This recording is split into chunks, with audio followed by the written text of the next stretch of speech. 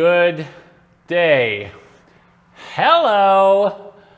This is the Chaffin Church podcast. What was that? I don't know. Hello. Hello.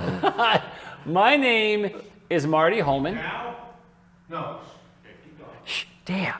Gosh. Dan Cohane. He's so excited. He can't Yes. wait. He can't wait. Yes, Ryan was saying the name of our guest. He was not cursing.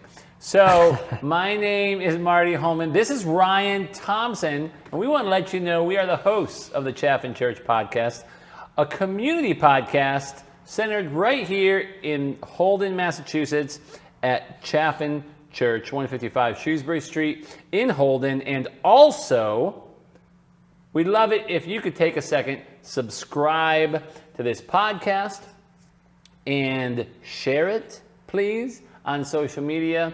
And you can also like it or do all the things that you can do on social media. But anyways, rate, review, and share. Thank you. Rate, subscribe, and share. Thanks for being here. Got a great show for you. But first, Ryan Thompson has a story. I do. I told Marty I had a story. It doesn't really have like a ton to do with our podcast necessarily, but it's just something that it's so interesting. I felt like I had to share it because it's funny. It's Okay. really funny. So, or at least it's funny to me. Maybe you'll hear it and be like, that's messed up. That's not funny, but hopefully you'll laugh along with me. So, this past weekend or when you're watching this will have been a couple weekends ago, I went to New York City to actually be a part of an independent film that a friend of mine, now when I say be a part of it, I don't mean act in it, I mean be a part of the crew on an independent film that my friend has written and is directing. Okay. It's called Disaster Chasers. You'll be able to see it. It'll be at film festivals and it'll probably be on YouTube eventually. I'll let everyone know when that's available on the podcast because it's pretty cool. It's pretty Okay. cool. Good film, great actors, great crew. But the story is actually part of when we were filming this movie. So if you've ever been to New York City, particularly Staten Island, that is where we filmed it, on Staten Island. Staten Island is sort of like the suburbs of New York City. Like Okay. it's technically the whole island is part of the city. It's one of the boroughs, but you know, a lot of like police officers, a lot of the NYPD lives on Staten Island. A lot of people who teach in New York City live on Staten Island. It's very suburban. Okay. So we're filming at this hotel in sort of like a little bit of a junky part, like a little bit of a lower income a part of the city and you know, not the nicest area, a lot of falling apart buildings there and everything. Okay. So we're filming at a motel. And one of these, a camera trick that has been in use since movies really started being made is if you need to get a moving shot, like if the cameraman needs to be moving and you want to reduce like the bounce and sway, you put the cameraman in a wheelchair and you actually wheel them. And it's not totally bump free, and it's not going to be as nice as a shot you'd see in like a Transformers movie or whatever, but it's something, and it works, so people still use it today. So my friend is an independent filmmaker. We did not have a huge budget, so any money that we had really we put into hiring a good crew and the equipment that we were using. Okay. And that was pretty much entirely the camera, lenses, and a microphone. So this cameraman has like $100,000 of stuff that he's holding in his hands, you know. And I was the production assistant on a film because I've never been on a film set in my life. This is the first time I've ever done it. But I grew up making movies with my friend, and I started bawling my eyes out when I saw his first independent film. So I begged him to be a part of this one in some way or shape or form. And he said, great, you can be my production assistant. And so I went there to help my friend out. And so this cameraman asked me, that he was the director of photography for the film, asked me to wheel him in this wheelchair because there was a scene where someone was running through the motel parking lot. And hopefully that doesn't give too much about the film away. But we had to get a running shot, and I had him on the wheelchair, and we did a couple practice runs, okay? I am nervous. Marty's about to gasp. I am nervous for you right now. I know, it gets bad. So we're running through the parking lot, and like, I'm not an athlete by any means, but No. And I was pretty tired because this was actually quite literally the last shot that we were going to film for that day. Now, I've been on my feet all day. It's a 15-hour day. Okay, it's just starting to get dark. I am very tired. But I could run pretty fast still. But the trouble was I had trouble slowing down. So that was the first thing we noticed, like slowing him down at the end of the shot. It just took a lot of, runway. It took a lot of runway for me to slow down. So basically, we were the third time we did it, the third shot we ran, this wheelchair, it was one of those folding wheelchairs. It actually started to fold up as we were running. As in, I don't know, the listeners might not be able to see this, but you would push the seat up and then the wheelchair, the two sides would come in towards each other and you could fold up and put it in a car. So it started to fold up while the cameraman, while the director of photography was sitting in it with this $100,000 camera rig in his hands. My word. And two of the wheels turned in towards each other. We were going 7-8 miles an hour, however fast I could run is, So 3-4 miles per hour. Sure, 3-4, whatever. So then one of the footrests hit the ground, and from there, the wheelchair started to flip. Oh, God. It was so awful. And he went flying out of the wheelchair, like flying. No. And he was holding the camera in what's called a Steadicam rig, and so the camera was attached to him on a harness. Okay. Well, you've probably seen that when you've seen pictures of cameramen before. So he goes flying, and the camera was on this string thing, and it swung up into the air, and it hit the pavement lens first into the ground. My word, then the cameraman hit the ground immediately after, and Ryan. he started yelling, and I took a tumble over the wheelchair, but I was okay. I didn't have any scrapes or cuts or whatever. For your sake, I hope you are maimed. Three other people started running towards us, and I thought they were running towards the cameraman who had just taken a terrible fall out of this chair. They completely ignored you. They completely ignored the cameraman. They knew I was fine because I didn't even fully fall over, but they completely ignored the director of photography and went right for the camera. So he's laying there writhing in pain on the ground. So I went over to him, and even the director of photography was like, "What happened to the camera?" And I'm like, "You know what? Let's just make sure you're okay first." He's like, "No, what happened to the camera?" He was so concerned about that. So he had some bloody knees, so he was fine. But the camera had a little chip out of the front ring of the lens, not the lens glass itself. Okay. But other than that, it was completely fine. Wow. Right? And we had gone 2 full days of shooting, and it was totally fine up until that moment. That was, and we decided at that point to call it a wrap because they said, "Look, the first 2 shots we got of the wheelchair shot are good enough." And so, I'm sorry, I know I took 8 minutes to tell that story. I hope you use that as an opportunity to share the gospel. Yes, I did. As you care for this camera, Jesus cares for you. Yes. No. Oh, man, it was kind of an dude. epic moment, but I figured I would start our podcast today with that story. But the movie is called Disaster Chasers. Okay. We should, hopefully when it comes out, I will be able to share the link alongside our podcast. Is it a full feature? No, it's a short film. I think the run time that they're projecting is between 15 and 20 minutes long. So, Well, I think that's a perfect story to start us off because today's podcast is all about creativity. And so we have, of course, Chaffin good news. We have a delicious message from me. Really delicious. I'm not sure why I described it that way, but once again, I promise to say what I think, what I'm thinking. And of course, on Family Reunion, Mr. Daniel Cohane will be here. So let's have him come in right now. Mr. Dan Cohane. Da, da, da, da, da. Yeah. Da, da, I da, wasn't da. doing anything obnoxious behind you while you were talking. Thank you, everybody. You were so angry. You were so angry that we put you back behind the doors. Are we not okay? I find that since COVID, people are just we're like, okay, are we fist bumping because that's better for Yeah. the germs? And then I go for the handshake, they go for the fist bump, and then we change a couple times. It's gonna Have you be noticed years of that? awkwardness. I know, And if it starts right? to get awkward, you just do that thing. And it'll just kind of come over. What's You that know what I embrace? say? Embrace the Embrace the awkward. My friends and I called that the dead fish when we were growing up. I'm just kind of dead fish, dead fish, dead fish. Well, that's the handshake that doesn't really. It's like the handshake that's not an actual handshake. Doesn't really grasp. Have you taught the kids the thing? I don't want you to do anything awkward to me right now.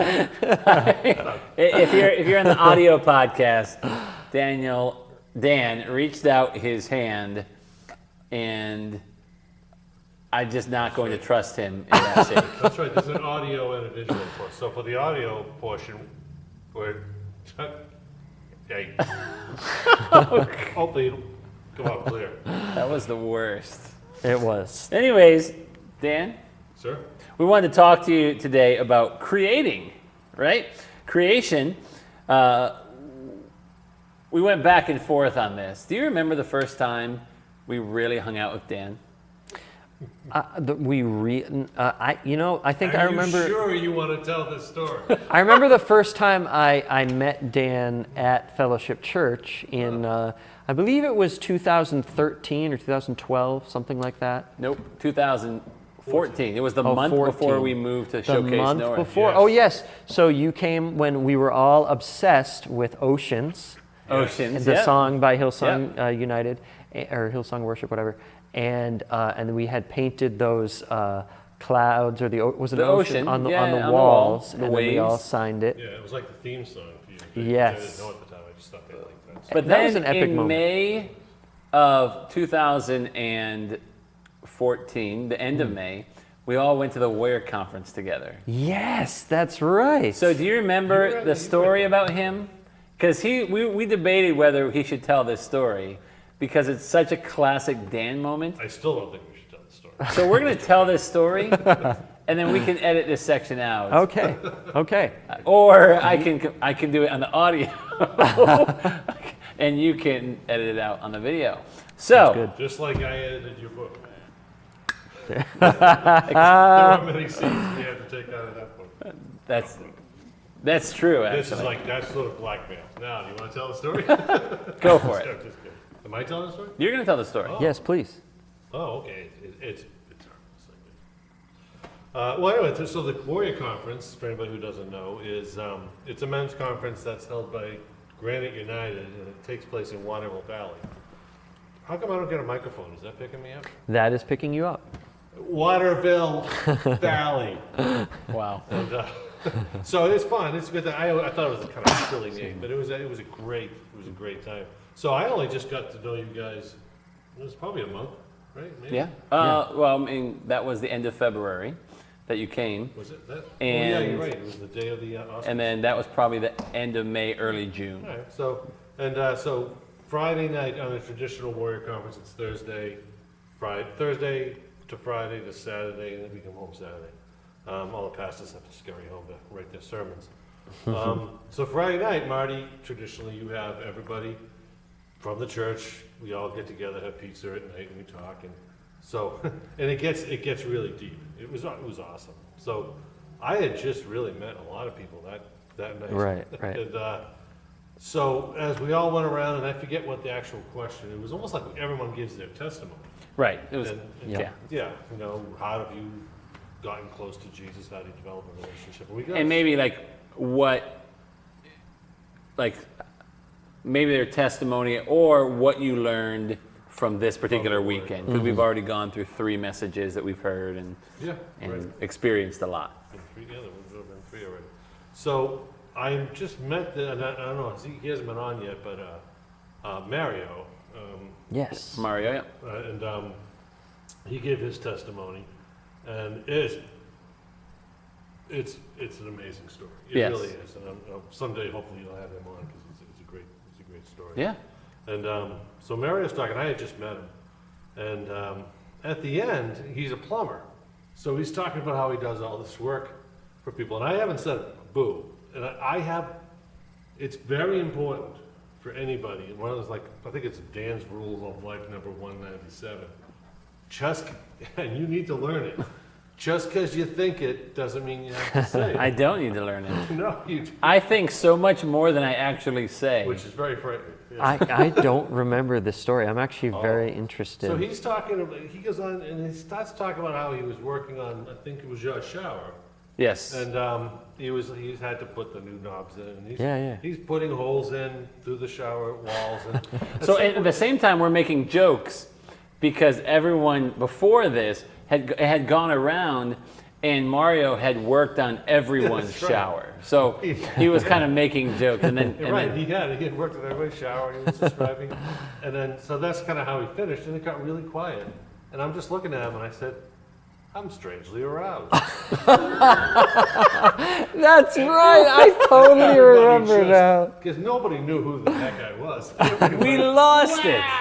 It had to be an hour-long laugh. It was just, Oh. I kept it cool because you just can't laugh at your own jokes. But yeah, so which was funny because actually that's something that when I had never gotten baptized until I went to fellowship.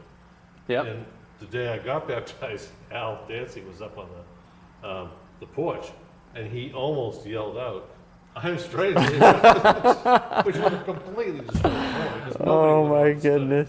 Nobody would have let us go to the Warrior Conference again. If you ever want to break some sort of like weird quiet, the only way to do it is to say, like out of the blue, I'm strangely aroused. Yeah, some people. I don't know if this is church talk. Listen, Martin Luther, Yep. if you are going to sin, sin boldly. Thank you. Yes. It's a real Martin Luther quote. Wow. Yeah. Speaking of which, you'll be in Minneapolis next week, and why that's important is because there's a lot of Lutherans in Minneapolis, There are. right? There are. A lot of angry British private detectives in Minneapolis.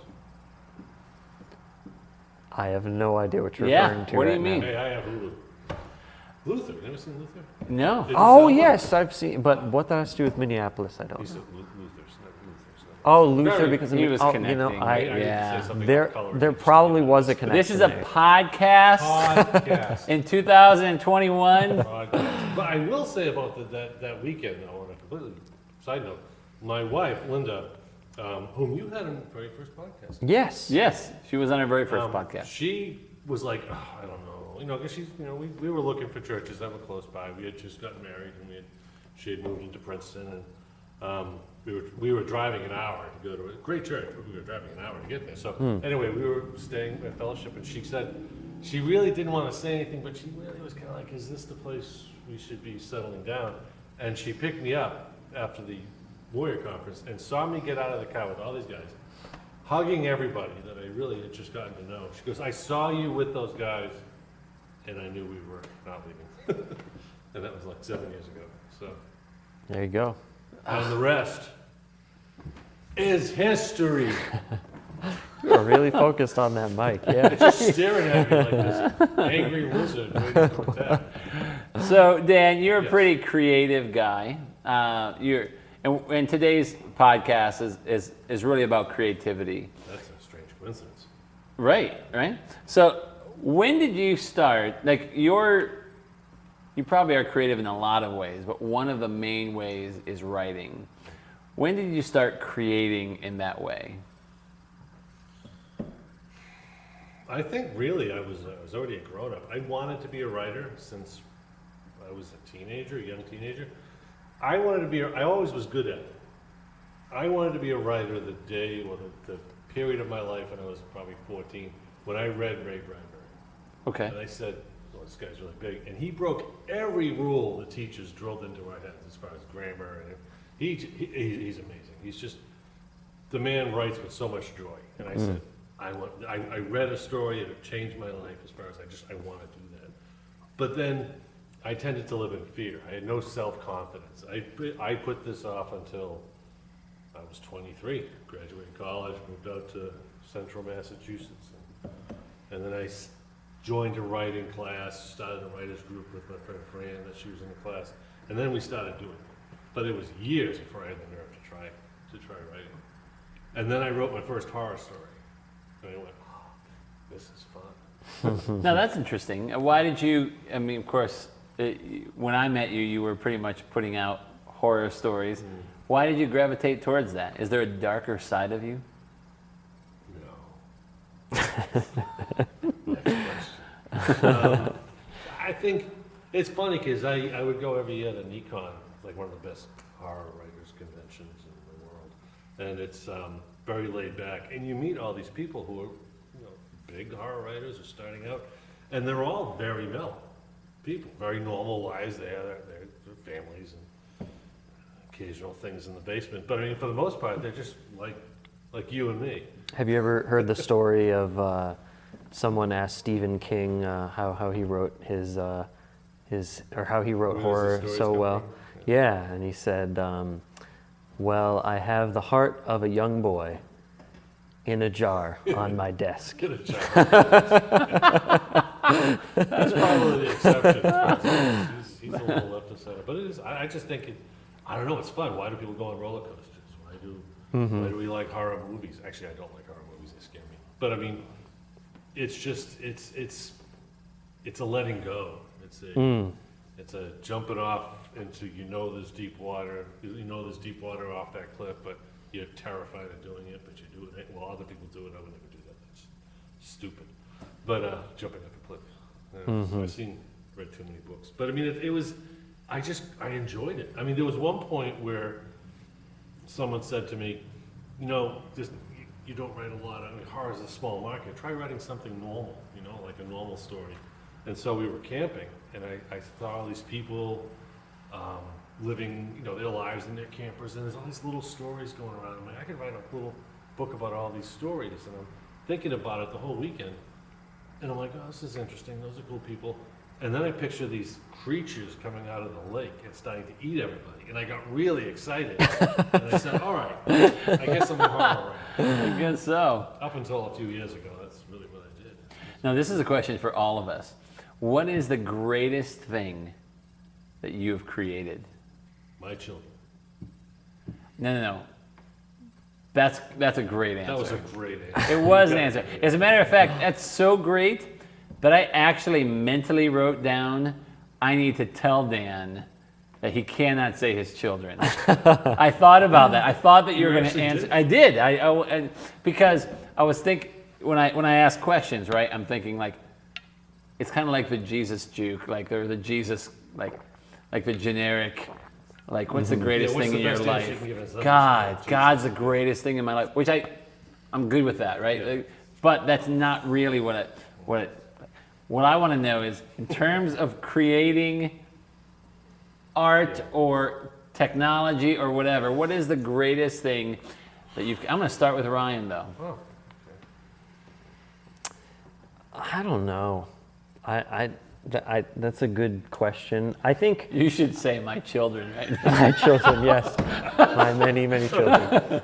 No, I think for me it's just like, just in general, whenever I'm a part of a team, and I find that when I'm a part of a team that I really know and trust, I create better things. And so one time when I created something kind of epic, and I really loved it, was when we were all at Fellowship, and we went to went from Bullard Street to the movie theater, and just nearly every part of that move I had some role in, no matter how small it was. But in particular, it was the audiovisual stuff that we purchased, we all trained on. Dan was actually part of that at that time, and I put so much, it wasn't like pressure from me, but I was just like, look guys, like I can't do this by myself, like there's so many things. You had to start building a team. Right. And so many good things, came from the, really it was from the team, but it felt so good to have had a creative role in just putting the right people in the right places, and then like the outcome from that was just, oh man, it was so like You so built a much. church from It was scratch in a lot of so ways. much Yeah. adrenaline there. Yeah, so Yeah. cool. Yeah. What a great answer. That's good. What about you, Dan? Church again.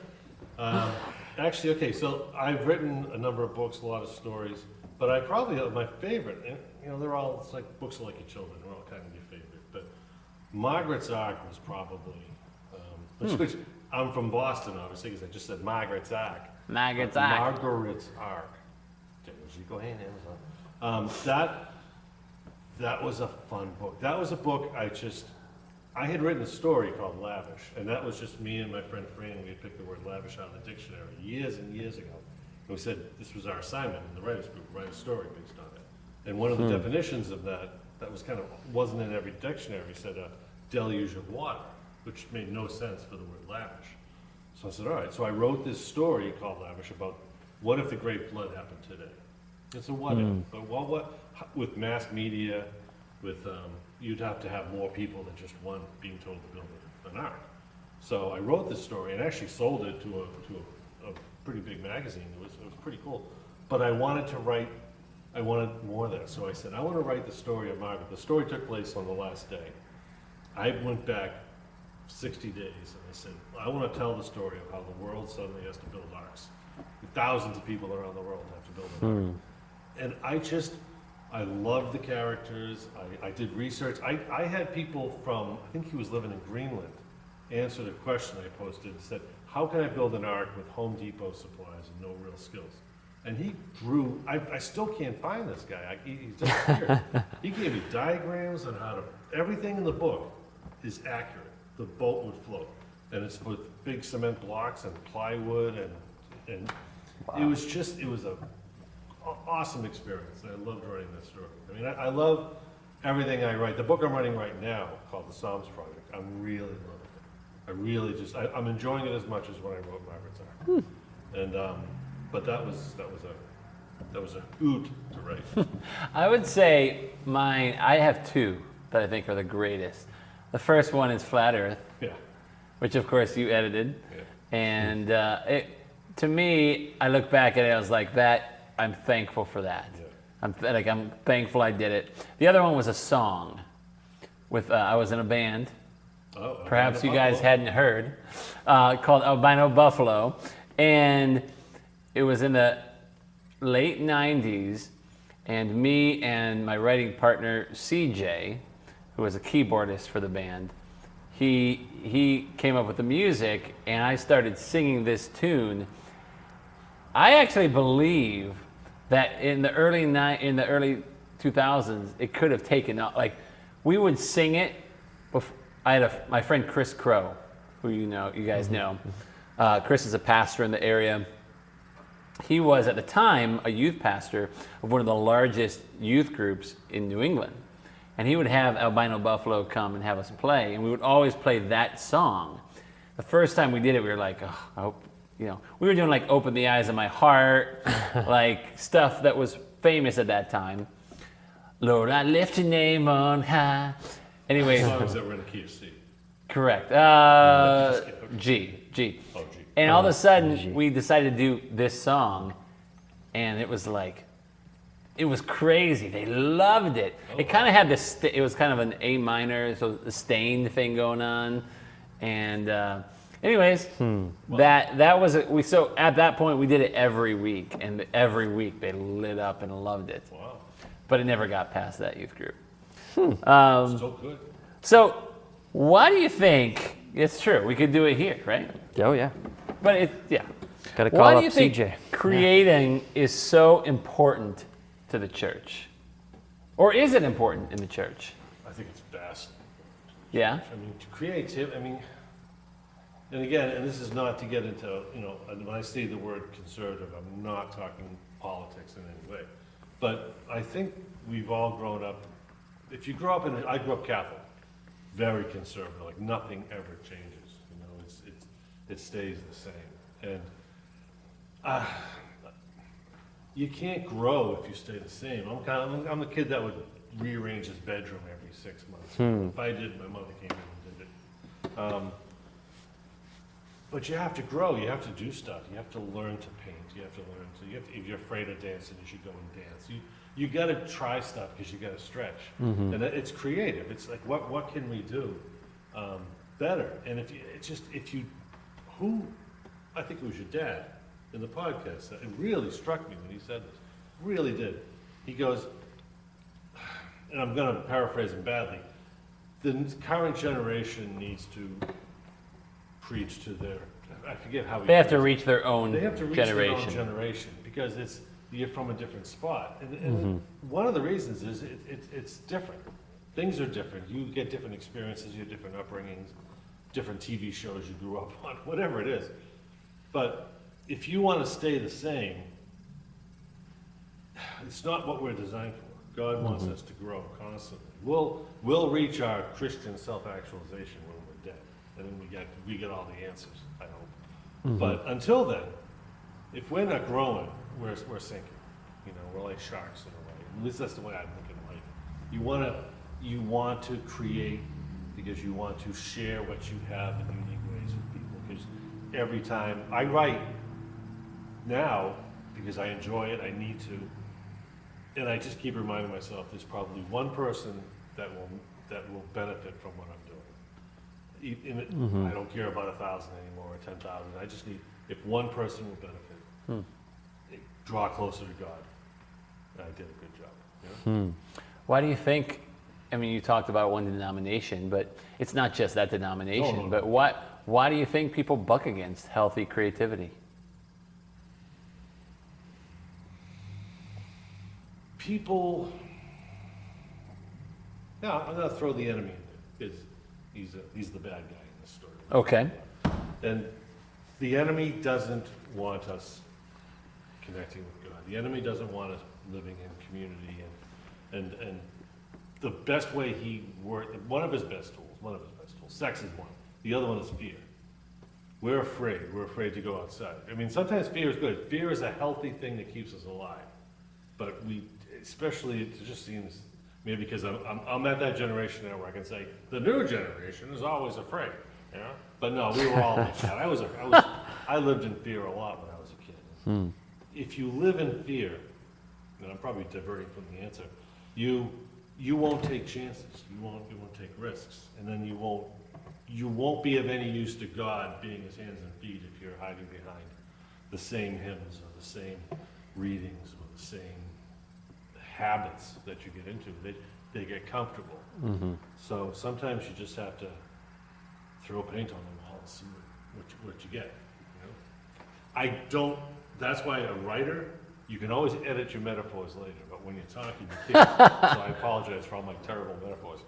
I mean, it's interesting. Fear is certainly one of them. I would say another one, and based on the earlier denomination you used, the other one might be systems, right? So when I put in systems, which are pretty important at times, when I put in systems for my laundry, true story, we have 6 people in our family, right?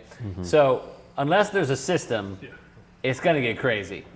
And so I have, on Monday and Thursday, I do Sawyer and Xander's laundry.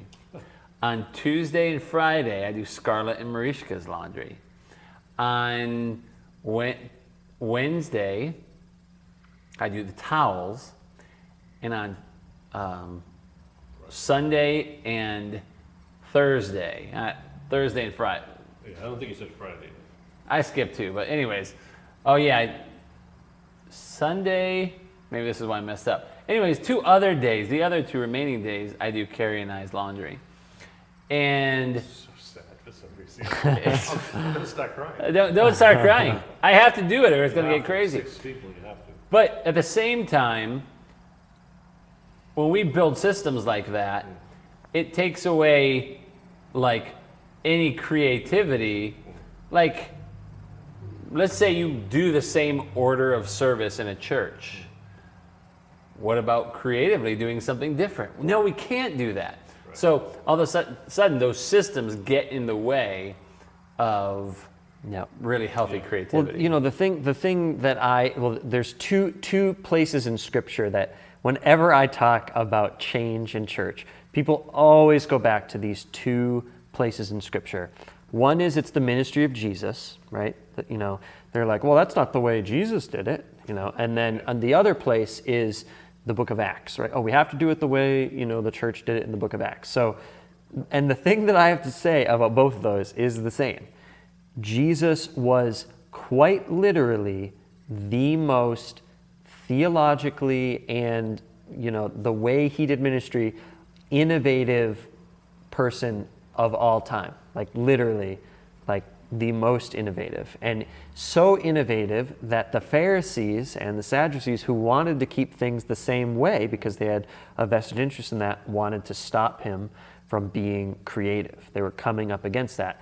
The book of Acts, it was less the Pharisees, more the Sadducees, but same type of thing. Yeah. They had a vested interest in the order of things staying the same because they were in cahoots with the Romans and the governor, Herod, who was there. And so, they really did not want the church to innovate at all. So, when people say we need to do things the way that Jesus did it, the way the book of Acts, the apostles did it, what you're actually talking about is just incredible innovation and creativity. So when you say we need to do it like the way they did it in the book of Acts, what you're actually saying is we need to be innovative. We need to change on the regular. We need to be super, super creative all the time, And so, and one thing that I've been, talking with Marty about a lot lately is I think, traditions are good, right?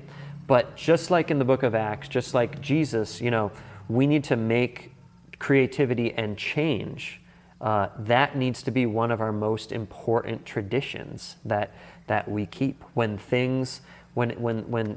the time comes to change, our tradition needs to be to make those changes. We need to be creative in that way. Well, and what you said, I think, is important. And just to play devil's advocate, to take the other point, when the time comes to change, our mission should be to change, which I agree with. Yeah. And that can be the tricky thing in the church setting. When it's a structure, it's a system. You have to make sure that you're clear, you're prayerfully acknowledging this is the time for a change. Oh yeah. Because you just can't people need some consistency. Oh, right. I'm the kids minister downstairs, so we do the K through 5. Little younger kids need consistency. I like the orange platform that we use because it does mix things up, but some things are consistent. So kids and adults you need some kind of consistency. But when that becomes your God in a way, this is what we do. Right. That's wrong. Right. So figuring out when that time for change is. Exactly. We have a mutual friend named Garrett, and Garrett, when I first had Carrie and I first had the twins, he gave me some advice that I'd never forgotten, which is shocking because he's given me a lot of advice, most of which I've forgotten, but I have not forgotten this, Garrett. And he said this: they, meaning the twins, will always they will always know something before you think they know it. And so what happens is you treat your children like they are this certain age, and they are so quickly progressing past it that if you're not careful, you are not leading them. You're actually following behind their own mindset. Or holding them back. Or holding them back, which is even worse. And I think that can be the same is true with creativity in the church. As the leadership, even within a congregational church, there's a board, right? And the leadership has to kind of understand that we are leading the church. And so in the context of that leadership, we need to know when is the right time to change and when is the right time to make those changes. So let's get realistic in our conversation. What does Chaffin have to do to get better in regards to creating because the conversation is really about creation. What do we have to do to get better in regards to creating things? people, for one thing. I'll use a quick example for this, like the missions team. After the COVID hit and then the Great Time Out began, and we just things kind of stopped. Before that, our missions team was doing amazing things. I mean, they were just, they had the coat drives, they had all these fundraisers. Every month they picked something and they did it. And when we first met with them, we were like, oh my, and they're like, are we doing enough? I'm like, yeah, I've never seen a church do as much as you guys. And they really, but they had a system, they had a good pace. But That's anyway. actually, real quick, that's something I didn't mention last week in last week's episode, is that one of the things I was so proud of Chaffin, even though in the last several years they were really struggling, their service to the community put anything that I had done in the last 10, 15 years to shame. It was beautiful. It was amazing. It was. And then it all kind of stopped because most of the board had to stay in the house. I mean, we all kind of, it shut down. So anyway, it's picking up again. And at the moment, with the people we have, it was just, I was sort of running it, but I wasn't doing anything with it. It wasn't growing, it wasn't getting any better. But now Matt and Katie Goulet have stepped up, and they've been coming to the food drives, and they are now the chairs of the missions board. And they will get involved, they will have the drive, they want to do it, and it will grow. And so I think as you get people involved that want to serve, and people have a role, people have a desire to serve, they just need to be in a place where they can either, like when you got me involved in production stuff, that I had to stretch. Oh yeah, come out of my comfort zone. well, Dan sort of in particular, because I think a lot of people that came to fellowship with us had been there for a while, at least 6 months, so they kind of knew where we were going, and I had kind of been casting that vision for a while, but Dan was there for 4 weeks, and I was just like, hey Dan, why don't you come? And I put on a friendly face, but I'm about to push you out of the nest. Okay. That's what's about to happen. I'm just like, I'm gonna push you out of the nest, and you need to fly before you hit the ground. That was sort of the. Splat, or you're gonna do well. No, you were. It's from what I remember. Initially, you were doing ProPresenter, right? You were doing. You were learning ProPresenter from. Yeah. So you're running slides, and Angela was teaching you. But that is one of the most creative positions, because not only you're not just hitting an arrow key, you are building the slides, like the very images that people are engaging with while they're worshiping Jesus. Those are the images that you are building. Sometimes if the person doesn't make it to practice, you are literally building them like a few minutes before. I've done that with the song. This lyric is wrong. When they come back around, I gotta fix it. So Alba, thank you so much for what you do. You don't realize what she's doing on that computer. The tech people really, for not just this church but any church, it's something you don't realize. It's one of those thankless heroes thing. Yes. The only time you're going to get attention when you're in the tech booth in most churches is when something goes wrong. Like if you ever want to feel like that, like eyes like daggers thing, if you screw up on the soundboard, during either a song or a message, it's like those people on the stage, but not just the people on the stage looking at you like that. It's the congregation. That is the worst part. When you see someone's head swivel around, you want to talk about horror. Oh, that is it. Yeah. That is it right there. Yeah. So. But I mean, the thing with this case with me is that I never saw myself as a leader. And I became it. But you were right. Like very shortly, I think after I ended up moving on, you became the, what was the term? Was it producer, production director? Production director. Yeah. Yeah. Actually, people moved on. But it's, exactly. So I mean, for growth, for change, if you sit there going, I'm going to do change, I'm going to bring change into this church. No, you have to get people right in the mix to do it. And the more people, I mean, look at the fellowship when you moved to the movie theater. It could have fallen, but people came in, you drove people in, Yep. people were excited about it. So when we had the volunteers, I mean, there was a lot of people, and there was a 60% volunteered something. Oh yeah, And absolutely. that's unheard of. This includes carrying equipment out of trucks or Oh my basement, goodness. setting up a church every morning, doing 2 services, Yeah. taking it all down before you can go home. You know, it's- Well, I was talking to a church that does that every week for 11 years, oh, yeah. right? Wow, 11 years. And they're about to go into a building. And the pastor was telling me that there's a certain mentality, there's a certain personality of people. And those people, if he kind of asked other pastors, like, if they're not careful, those people will stop serving altogether, because that's the kind of stuff, the thankless thing, the behind the scenes. They don't want to be on stage. They have no interest in singing a song or being anywhere near the lights. They want to be behind the scenes, maybe not even during the service. Maybe they'll come in and sit in the back in the service, but they're not going to be highly involved where a lot of people or interaction. Right. And then when they get to a permanent location, that could be an issue. Correct. Yeah. So, anyways, thank you, Dan. You're welcome. We're going to go right now to the message, the delicious message. The delicious I thought I heard message. something about that when I was You did. being totally well behaved behind me. don't I think feel you like were. I feel like you're gonna put something like super scandalous in this message now. Yeah. For it to be delicious, you really have to do that now. I feel like you do. Now I have to make something up. But I probably will. I probably will think it, Because you're and so then the question creative. is, should I share it? You are so creative, you will think something up. I'm very excited right now. I'm going to share, first of all, a passage from Lamentations, chapter 3, and read this for you. The faithful love of the Lord never ends. His mercies never cease. Great is his faithfulness. His mercies begin afresh each morning. I say to myself, the Lord is my inheritance, therefore I will hope in him.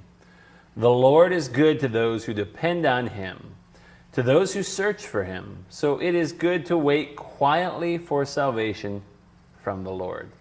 And it is good for people to submit at an early age to the yoke of his discipline. Let them sit alone in silence beneath the Lord's demands. Let them lie face down in the dust, for there may be hope at last. Let them turn the other cheek to those who strike them and accept the insults of their enemies. For no one is abandoned by the Lord forever. Though he brings grief, he also shows compassion because of the greatness of his unfailing love. For he does not enjoy hurting people or causing them sorrow. Which is like a really intense way to finish. Yeah. I probably should have given another positive verse or two, but I thought I'd finish there. And I wanted to just share 3 things that God is faithful through. First of all, I think that passage is pretty clear that God is faithful. What's hard is that the church in general and mature Christians in general are having a hard time. Maybe they're not having a hard time teaching this, but they're having a hard time proving this to new believers. I feel like God's faithfulness in the midst of certain circumstances is really hard to grasp for people today. And so I wanted to... Question. Yes. This is just something else, because I've heard this word before. And every now and then, when I hear the word, I think to myself, do people really know what faithfulness means in terms of God's faithfulness? Okay. Like, I mean, and I'm actually almost asking the question. Okay. I hear it as God said he would be there. God said, this is how I look at you, how I feel about you. That won't change. Yes. God's word doesn't change. I meant what I said, and I said what I meant. You know, Well, does I that think in the sound New okay? Testament it's referred to as a manual. God is with us. God was with us. Right? Well played. I think that is true. Yeah. I think that's the New Testament way of saying it, but it was no less true before, and it's no less true now, if God is the same yesterday, today, and forever. Okay. And so I think that is his faithfulness, and that he is with us through all those times. If you think about the Israelites from years before who were in slavery and then went through the wilderness, and what did they say to themselves? As soon as they went through hard circumstances in the wilderness, they said, you remember back then when we were enslaved? And at least we had this. And they felt, in a very real sense, alone. Yeah. And so, 3 things that God is faithful through. First of all, he's faithful through loneliness. Man, what a great opportunity for us to teach this right now.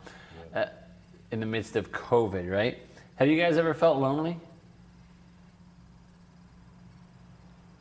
Ryan's nodding his head for you podcast. Oh yes, I'm sorry, I am. I'm nodding my head. Yes, I have. Closed captioning brought to you.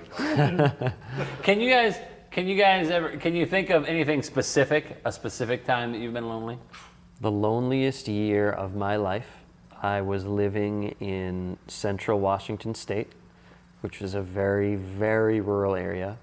And I was interning at a church out there. And the only friend that I had, like, in that entire area was my boss. She was my only friend, you know? So it was just like, it was really hard. Wow. Yeah. And I was mostly working with youth, you know, so and I was 25, so I wasn't going to be like best friends with like the high school students or whatever. So it was just like, and this was right after fellowship, and Marty and I have actually talked about this on the podcast before. Right. I was still I was still mourning the loss of most of those close relationships I had at fellowship at the time, and so that was just I mean, so much learning came through that, and then I would do it again. But it was the loneliest year of my life, for sure. Would you do it again? I would. Wow. I would, because I wouldn't have become who I am today without that year. So What a great one. Was God faithful through that time? of course, yeah. I mean, I was, in a lot of ways, more than one. I was like, God, what are you doing right now? I have no idea what you're doing right now. You know? But he is faithful, for sure. Yeah. Well, so through our loneliness, God is faithful. Also, through our consequences. Scripture said here, if I could, and it is good for people to submit at an early age to the yoke of his discipline. I mean, that's such a hard thing. That takes a maturity that goes beyond anywhere I was at an early age. Yeah. I mean, to know that I've done something dumb, and then I'm in the hand of his discipline, and I am being disciplined by God. I mean, around that same time, years before my age, I was going through a time of loneliness in Atlanta. Which wasn't a rural place, right? There are rural parts, I guess. He's so But I mean, this is actually in my notes. Come on. But it was just so. I had done something stupid, so it wasn't even like I don't know that you did anything stupid or sinful, right? Like you just made a life choice. I made a life choice that was a completely dumb, stupid choice. And as a result, found myself super alone, super miserable in a crowded place. And it is good for people to submit at an early age to the yoke of his discipline. Yeah, and on that note, there's 2 things I think of it. One is we said about being disciplined. Parents sometimes forget, and they have to remember. If you don't discipline your kids, you gotta be the dad, or the mom. Your children will still love you, and parents forget. This is like the other side of the coin. Yeah. Your children will still love you, and you have to remember that, as long as you don't be a jerk about it. But on the other side, when we've done something stupid, and this is again, bring back like tools the enemy uses to separate us from God. Yeah. You can't let that event, anything you might have done, continue to separate yourself from the relationship with God, because that's a wedge. You have to say, I screwed up, I'm going to live with the consequences of whatever I did. Yep. But God still loves me more than anyone else in the universe. And he's with us. And he's with us. He's faithful. He's faithful. The third thing is this. The third thing that God is faithful through, he's faithful when we encounter enemies. You brought up enemies a couple times. Have you ever had someone become your enemy and seemingly do things on purpose to destroy your life? Even the Satan himself. And when we feel these things, we ask God, where are you? And this scripture says that the faithful love of the Lord never ends. Never ends. And that is why we do what we do. We do what we do here at church because we believe that God is with us. Not like in we're America and you're the USSR, so God is with us, he likes us better kind of thing. But God is with us as his people. And so we humbly go through suffering and we humbly love and serve others because he is with us. We then reflect that on the wider community. And so we're at time here. It went fast. And so I have some Chaffin good news. All right. Real quick, only 2 birthdays. Liz Matthias, unless you guys know of somebody else who's hiding it. Liz Matthias and Emily Schoenig. And Emily, last week, had surgery on her leg, so be praying for her, but she's an awesome lady who is a member here at Chaffin. And so be praying for Emily too as she heals. And of course Liz is, Tony and Liz, they are part of our church, awesome people, members. And so let's be celebrating their birthday with them. That's some Chaffin good news. And so then today, I know this is an audio podcast, so go with us on this. Today is our annual congregational meeting. We talked about that last week. That's today at sometime. 1 o'clock. 1 o'clock. July 1st, the Rogers, Ray and Angela Rogers, the community cookout is at their house. July 3rd and 10th, the Oak and Sparrow Ministry. We'll be going up to Vermont and serving with them. Of course, we had Mark Hara on the podcast a few weeks ago. And you can register for that, by the way, at chaffin.church. And then July 10th, the Food and Coat Drive. You can register to volunteer at that as well with the mission team and our vice moderator. Of course, that might be vice chair at the end of all of this, right? Vice chair. That'll be a conversation for... Just getting used to the word moderator. I like vice czar. Or czarette. Zaret. I refuse to call you... I might call you Zaret, actually. Czarette, that's kind of a cool name. Can we call you Zaret? It's like an alien bad guy name. I am Zaret. My dragging this time on way too long. I'm sorry. People want to get it. Speaking of I am Zaret, did you guys see the trailer for He-Man? No. It's out there. I have the power. Anyways, that was maybe my childhood. That's not Probably that was too my college old days. for you, too young for you. Hey, if you would like to support the podcast or the church, we would be so thankful if you did that.